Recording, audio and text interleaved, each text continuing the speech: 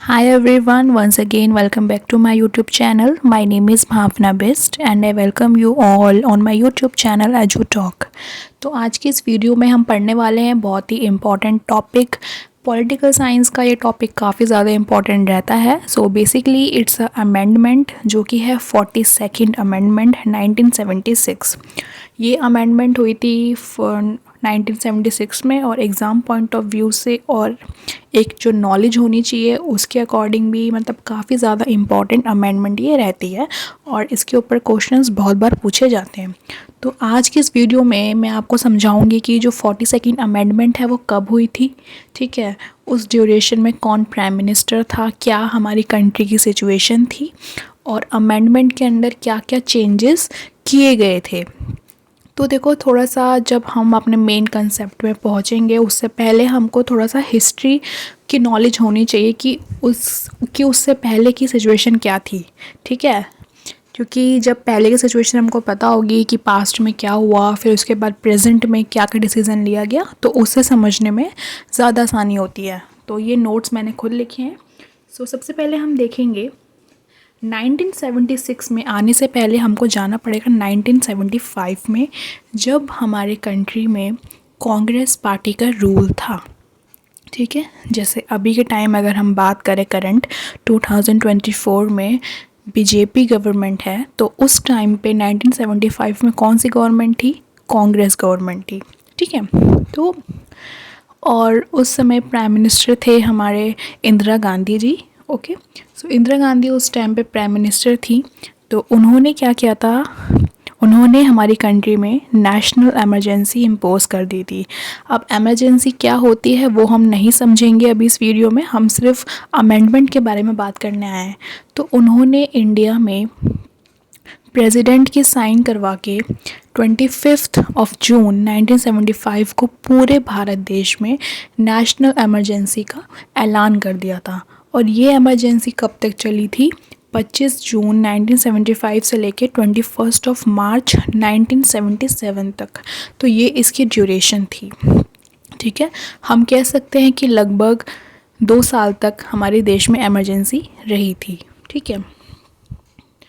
अब हम समझते हैं कि क्या हुआ। तो जब इंदिरा गांधी ने इमरजेंसी इम्पोज कर दी 1975 में, उसके बाद नेक्स्ट ईयर 1976 में उनकी एक सरकार थी, तो उनकी गवर्नमेंट ने एक अमेंडमेंट निकाला जो कि था 42nd अमेंडमेंट।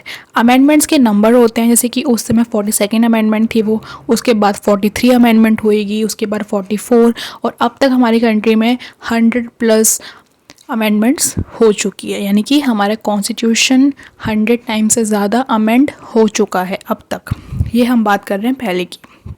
42nd अमेंडमेंट को अगर आपको याद रखना है कौन से ईयर में हुई थी, तो आप इसको याद कर सकते हैं। लाइक इसमें 76 है तो 7 6 होता है 42, क्योंकि इसके बाद जो 44th अमेंडमेंट है वो भी काफ़ी इम्पॉर्टेंट होती है, ठीक है। तो उसमें कई बार बच्चे कंफ्यूज हो जाते हैं, तो इसीलिए आप इसको याद कर सकते हैं कि 7 × 6 कितना होता है? 42 होता है। तो इसलिए ये 42nd अमेंडमेंट है, ठीक है। तो ये तो आपको पता लग गया होगा। और इस वाली अमेंडमेंट को हम लोग बोलते हैं मिनी कॉन्स्टिट्यूशन और constitution of Indira. Constitution of Indira इसलिए बोला जाता है क्योंकि ये जो अमेंडमेंट थी उस समय जो प्राइम मिनिस्टर थी वो इंदिरा गांधी थी, तो इसके अंदर जो जो चेंजेस थे वो उनकी ही रिकमेंडेशन पे हुए थे, ओके। और आपको पता है कि हमारा जो कंट्री है इंडिया, उसमें सबसे ज़्यादा रोल जो होता है वो प्राइम मिनिस्टर का होता है, ठीक है। ज़्यादा जो डिसीजंस होते हैं, जो वर्किंग होती है, वो हमारे देश में प्राइम मिनिस्टर के अकॉर्डिंग ही होती है। तो इसलिए इसको कॉन्स्टिट्यूशन ऑफ इंदिरा भी बोल दिया गया था। और मिनी कॉन्स्टिट्यूशन इसलिए बोला गया क्योंकि इसमें काफ़ी सारी अमेंडमेंट्स की गई थी, तो लोगों ने उसको ये बोल दिया कि ये तो एक तरीके से एक छोटा कॉन्स्टिट्यूशन ही लग रहा है क्योंकि इतने सारे चेंजेस कर दिए हैं, तो इसीलिए, ठीक है। क्वेश्चन पूछा जाता है कई बार कि मिनी कॉन्स्टिट्यूशन किस अमेंडमेंट को बोला जाता है, तो उसका आंसर क्या होगा? 42nd amendment, okay. तो अब देखते हैं कि इस अमेंडमेंट के अंदर क्या क्या हुआ था। तो बेसिकली आपको पता है अमेंडमेंट होती क्या है। अमेंडमेंट का मतलब होता है जब हमारे कॉन्स्टिट्यूशन में, यानी कि जब हमारे संविधान में सरकार कोई चेंजेस लाती है। सो बेसिकली चेंजेस को ही हम अमेंड बोलते हैं, ये उसका ही एक सिनोनिम है, ठीक है। तो जब हमारे कॉन्स्टिट्यूशन में कोई चेंजेस करने होते हैं कि अभी जैसे अभी हम सपोज़ करो हम एग्ज़ाम्पल लेते हैं कि पहले जो आपको पता है जो गर्ल्स की मैरिज की एज थी कि लड़कियों की जो शादी है वो 18 साल की उम्र में हो जाएगी और जो लड़कों की शादी की उम्र है वो 21 साल है, ठीक है। बट अब हमारी सरकार ने बिल लेके आए कि जो गर्ल्स की एज है उसको भी हम 21 कर रहे हैं, ठीक है। यानी कि अब लड़कियों की और लड़कों की शादी 21 साल से पहले नहीं हो सकती है लीगली अगर हम बात करें, ओके। तो ये सारे अमेंडमेंट्स होते हैं जो हमारे कॉन्स्टिट्यूशन में होते रहते हैं और अमेंडमेंट्स होने ज़रूरी भी है क्योंकि टाइम के साथ चेंजेस होना ज़रूरी है। अब कॉन्स्टिट्यूशन 1950 में बन चुका था, तब से लेके हमारे कंट्री में इन्वायरमेंट में काफ़ी सारे चेंजेस आते रहते हैं। तो उसके लिए हमारे जो कॉन्स्टिट्यूशन है उसकी अच्छी वर्किंग के लिए, देश की अच्छी वर्किंग के लिए हमारे कॉन्स्टिट्यूशन में चेंजेस लाना ज़रूरी है। लेकिन चेंजेस वही हो जो हमारे देश के हित में हो, कोई भी चेंजेस ऐसा ना हो जो मतलब अच्छा ना हो और जिससे लोगों को नुकसान हो, ओके। सो अब हम देखेंगे कि जो 42nd अमेंडमेंट करी गई थी इंदिरा गांधी के द्वारा उसमें क्या क्या हुआ था। आपको पता है प्रियम्बल क्या होता है? प्रियम्बल जैसे हमारा जो कॉन्स्टिट्यूशन है उसका इंट्रोडक्शन पार्ट होता है जहाँ पे लिखा हुआ है कि हम सिटीज़न हैं और हमारे जो इंडिया है वो सोशलिस्ट कंट्री है, सेकुलर कंट्री है, डेमोक्रेटिक कंट्री है, रिपब्लिक है और फ्रेटर्निटी है हमारे पास, और हम लिबर्टी, इक्वालिटी, जस्टिस के जो प्रिंसिपल्स हैं, जो आइडियाज़ हैं, हम उनको फॉलो करते हैं। तो वो प्रियम्बल है जो हमारे कॉन्स्टिट्यूशन का एक इंट्रोडक्शन पेज है जिसको हम इंडेक्स पेज भी बोल देते हैं, ओके।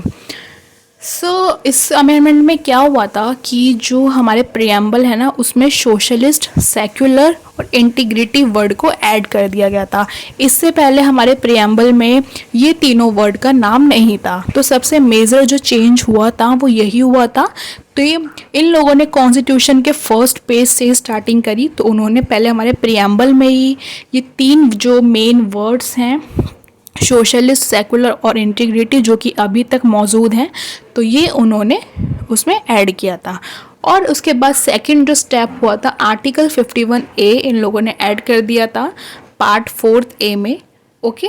फिर उसके बाद ट्रिब्यूनल्स भी ऐड किए गए थे 323A और 323B। तो ये मेनली जो इसमें है। उसके बाद इन्होंने 4 आर्टिकल्स और ऐड करे गए थे। इन लोगों ने मेनली जो फंडामेंटल ड्यूटीज़ होती है और डायरेक्टिव प्रिंसिपल्स होते हैं उनको ही ऐड किया था। फिर उसके बाद यहाँ पे देखो DPSP क्या होता है, directive principles of state policies.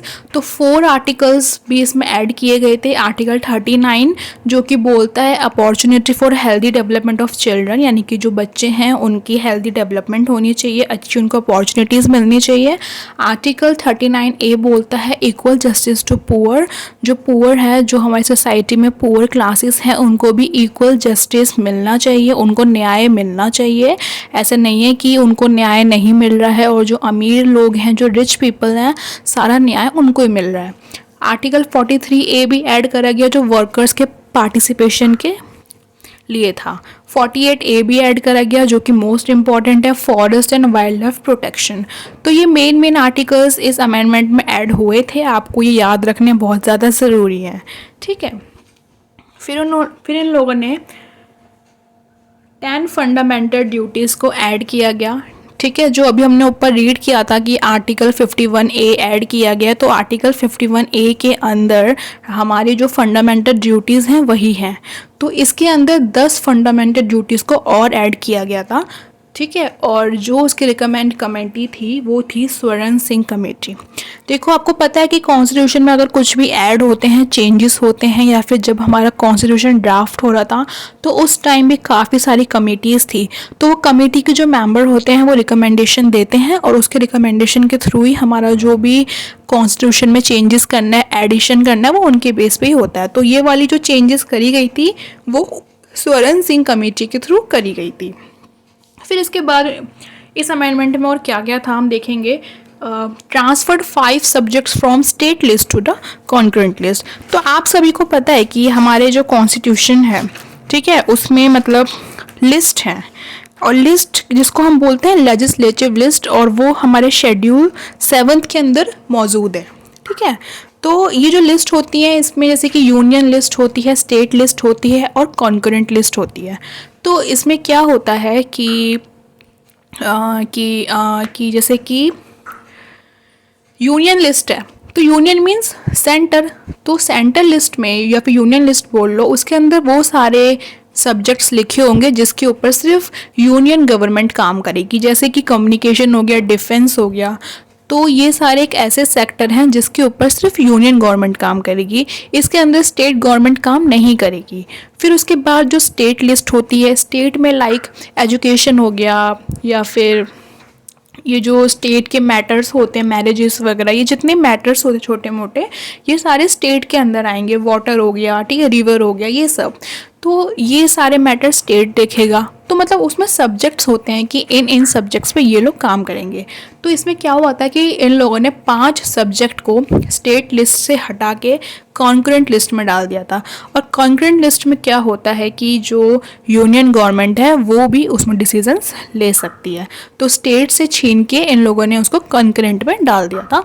तो कौन कौन से सब्जेक्ट्स थे? एजुकेशन था, फॉरेस्ट था, weight and measures, administration of justice and protection of wild animals and birds, जो कि 48A आर्टिकल के अंदर आता है। तो इन्होंने 5 सब्जेक्ट को स्टेट लिस्ट से निकाल के कहाँ डाल दिया था? कॉन्करेंट लिस्ट में। फिर इसके बाद इन लोगों ने इसके अंदर क्या क्या अमेंड किया था? लोकसभा और लेजिस्लेटिव असेंबली यानी कि विधानसभा की जो लाइफ है, यानी कि जो मिनिस्टर्स उसमें होते हैं, जो मेंबर्स होते हैं उसके अंदर, उनकी लाइफ को एक्सटेंड कर दिया था 6 ईयर्स तक। अभी हम देखते हैं तो उनकी जो लाइफ होती है वो 5 ईयर तक होती है, उनका जो कार्यकाल होता है वो सिर्फ 5 साल का होता है। बट इस अमेंडमेंट ने उनका कार्यकाल 6 साल का कर दिया था। Around 2/3 constitution change. इसको मिनी कॉन्स्टिट्यूशन इसलिए भी बोलते हैं क्योंकि इस तहत हमारा जो आर्टिकल है वो 2/3 तक चेंज हुआ था। Preamble phrase unity of the nation was change to unity and integrity. Preamble में जो हमारी एक फ्रेज लिखी हुई थी यूनिटी ऑफ द नेशन, कि हमारे पूरे नेशन की एकता, उसको इन लोगों ने चेंज कर दिया यूनिटी एंड इंटीग्रिटी से। ठीक है, अगर आपसे कोई पूछे कि जो हम कॉन्स्टिट्यूशन अमेंड करते हैं ये हम किस आर्टिकल के अंडर करते हैं, तो वो है आर्टिकल 368। यहाँ पे आप देख सकते हो, आर्टिकल 368 के तहत हम अपने कॉन्स्टिट्यूशन में अमेंडमेंट्स कर सकते हैं। ओके, अब इसके बाद हम देखेंगे नेक्स्ट। ये तो फर्स्ट पेज का था। ओके, इसमें इस वाले अमेंडमेंट में सिर्फ इतना ही है। ये तो हमारा नेक्स्ट सिर्फ मैंने वैसे नॉलेज के लिए लिखा है।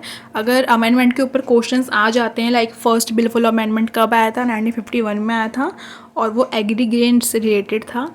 ठीक है, यहाँ पे आप देख सकते हो। और 9th schedule was added by first amendment. Right to education, मतलब ये जो आपके क्वेश्चंस हैं ना, ये अमेंडमेंट से रिलेटेड हैं जो कि MCQ में आपके आ सकते हैं। तो ये फॉर ओनली नॉलेज पर्पज़ के लिए मैंने इसमें ऐड करा हुआ है, तो आप यहाँ पे देख सकते हो। बाकी जो 42nd अमेंडमेंट थी, 42nd जो अमेंडमेंट थी वो सिर्फ इतनी ही थी, आपको उसमें इतना ही समझने का है। MCQ वगैरह में यही आ जाता है कि कौन कौन से आर्टिकल्स ऐड किए गए थे और मिनी कॉन्स्टिट्यूशन किस अमेंडमेंट को बोला जाता है। बाकी और इसमें कितनी फंडामेंटल ड्यूटीज़ ऐड की गई थी? 10। किस कमेटी की रिकमेंडेशन पे? स्वर्ण सिंह कमेटी। ओके, और कितने सब्जेक्ट्स को स्टेट लिस्ट से कॉन्करेंट में डाल दिया था? 5 सब्जेक्ट्स को। तो ये सारी चीज़ें हैं। अब इसके बाद अगर मैं आपको एक ऐसी एक्स्ट्रा नॉलेज दूँ, क्योंकि देखो नॉलेज तो जितनी लो उतनी कम होती है, तो देखो 42nd अमेंडमेंट तो हो गई थी। अब इसके बाद एक 44th अमेंडमेंट भी आई थी जो कि 1978 में आई थी। ओके, सो उसमें ना, इसमें जो जो चेंजेस थे, लाइक एक अगर मैं आपको बताऊं जो मुझे भी याद आ रहा है कि जो इस वाली अमेंडमेंट में ये जो लाइफ इन लोगों ने एक्सटेंड की थी लोकसभा मेंबर और विधानसभा मेंबर की 6 ईयर तक, इसको वापस हटा के 5 ईयर कर दिया गया था। तो इस अमेंडमेंट में जो चेंजेस हुए थे, अभी तक वो चेंजेस सारे के सारे वैसे नहीं है। उसके बाद भी काफ़ी अमेंडमेंट हुई है। 44th अमेंडमेंट सबसे मेन है। उसने जो इस अमेंडमेंट में चेंजेस थे उसको हटा दिया था, क्योंकि 44th अमेंडमेंट जो थी उस समय जो हमारी गवर्नमेंट थी वो चेंज हो गई थी। तो न्यू गवर्नमेंट ने ये जो कांग्रेस ने इसमें रिकमेंडेशन चेंजेस करे थे वो उन्होंने सब हटा दिए थे। सब नहीं हटाए थे बट कुछ कुछ हटा दिए थे। ओके, सो ये था हमारा 42nd अमेंडमेंट जो कि हुआ था 1976 में। तो इस वीडियो में हमने डिस्कस कर लिया है। अगर कोई डाउट है तो कमेंट सेक्शन में पूछ लेना।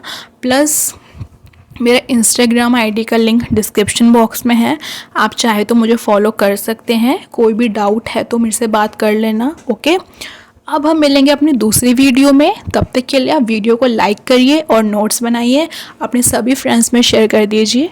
अब हम मिलेंगे अपनी दूसरी वीडियो में, तब तक के लिए टेक केयर, बाय बाय।